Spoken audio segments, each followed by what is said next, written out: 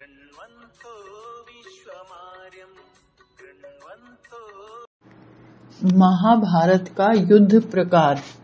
पिछले परिच्छेदों में हमने महाभारत के युद्ध का उन्हीं घटनाओं का वर्णन किया है जिनमें श्री कृष्ण का विशेष संबंध है। इससे साधारणतया युद्ध के सभी मुख्य घटनाओं पर स्वतः ही प्रकाश पड़ गया है। कृष्ण पांडव पक्ष के कर्णधार थे। समस्त युद्ध की नीति का निश्चय यही कर रहे थे।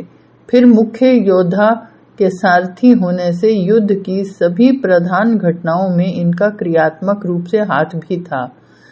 यह सब कुछ होने पर भी युद्ध की सामान्य प्रणाली पर हमने अब तक प्रकाश नहीं डाला है।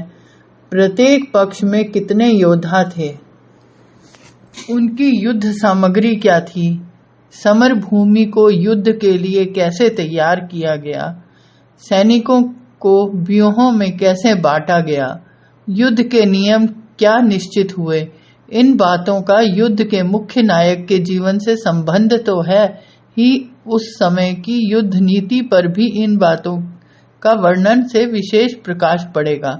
कृष्ण महाभारत काल के प्रमुख योद्धा तथा नीतिज्ञ थे। वे किसी प्रकार की परिस्थिति में पैदा हुए और उसमें उन्होंने अपना कृत्य किस प्रकार निभाया, यह प्रश्न श्री कृष्ण की जीवनी में उठाए जाने के लिए केवल प्रासंगिक ही नहीं स्वाभाविक है। युद्ध कुरुक्षेत्र में हुआ था, यह बात तो सभी जानते हैं। उनमें 5 योजन स्थान लड़ने के लिए छोड़कर पश्चिम की ओर पांडवों का डेरा था और पूर्व की ओर कौरवों ने डेरा किया था।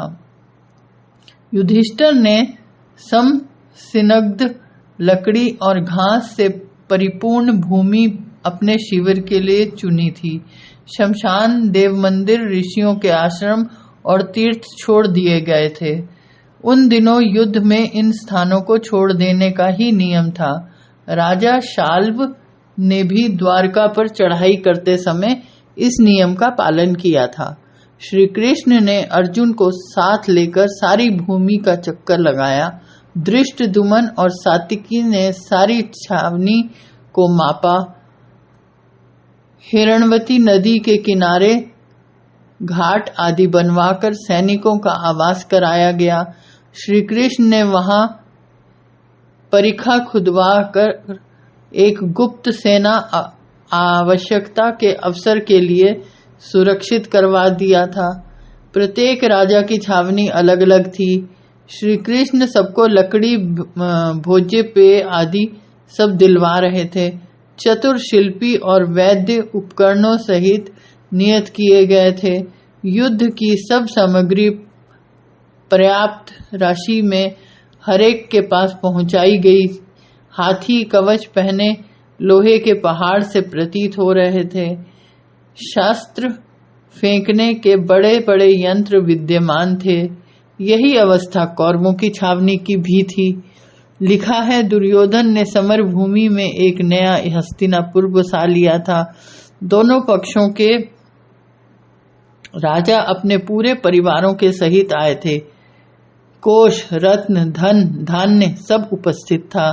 वाणिक, शिल्पी, यहाँ तक कि वैश्याएं और तमाशा देखने वाले सभी प्रकार के लोग युद्ध क्षेत्र में आए थे और सबके आवास दुर्योधन ने स्वयं जाकर देखे थे।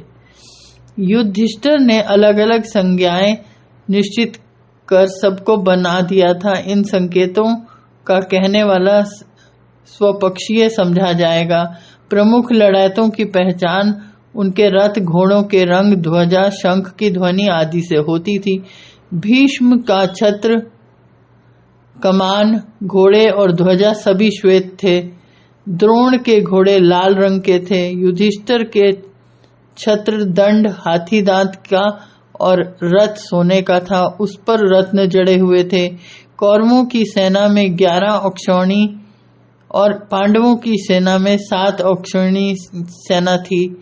उद्योग पर्व के 154वें अध्याय में इनकी संख्या कई प्रकार से दी गई है।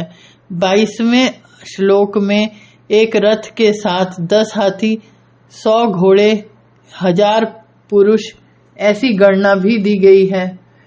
परंतु 23वें श्लोक में एक रथ के साथ 50 हाथी और 5000 घोड़े और 3500 मनुष्य गिनाए गए हैं। 24वें श्लोक में एक सेना में 105 हाथी और उतने ही रथ गिनाकर 10 सेनाओं की एक एक पृथक और 10 पृथकाओं की एक वाहिनी कही गई है। परंतु 25वें श्लोक में लिखा है सेना वाहिनी पृतना ध्वजिनी चमू और अक्षौणी पर्यायवाची हैं। प्रतीत यह होता है कि उस समय सेना के विविध प्रकार के विभाग होते थे। कौरव दल के 11 डिवीजन थे, पांडव दल के 7। संभव है भिन्न भिन्न डिवीजनों की संख्या भिन्न भिन्न रही हो। छोटे से छोटा डिवीजन 10 रथों, 105 हाथियों और 1050 घोड़ों और 10,500 पुरुषों का रहा होगा। बड़े डिवीजनों में भी 10,500 हाथी और उतने ही रथ होंगे। संभव है इस प्रकार के डिवीजनों में पैदल और घुड़सवार न रहे हों। लड़ाई के नियम यह निश्चित हुए थे। पहला, विहित युद्ध काल की समाप्ति पर आपस में प्रीति हो जाया करेगी और फिर दूसरे को छला ना जाएगा। दूसरा, वाणी से युद्ध करने वाले देखने वाले केवल शब्दों में ही किसी दल का पक्ष लेने वाले वाणी से ही युद्ध होगा। लड़ाई से बाहर रहने वालों का वध न किया जाएगा। तीसरा, रथी से लड़ेगा, हाथी चढ़ा हाथी चढ़े से, घुड़सवार घुड़सवार से और पैदल पैदल से। चौथा, व्याकुल तथा जिसे विश्वास दिलाया गया हो उस पर प्रहार न किया जाएगा। पांचवा, किसी से लड़ाई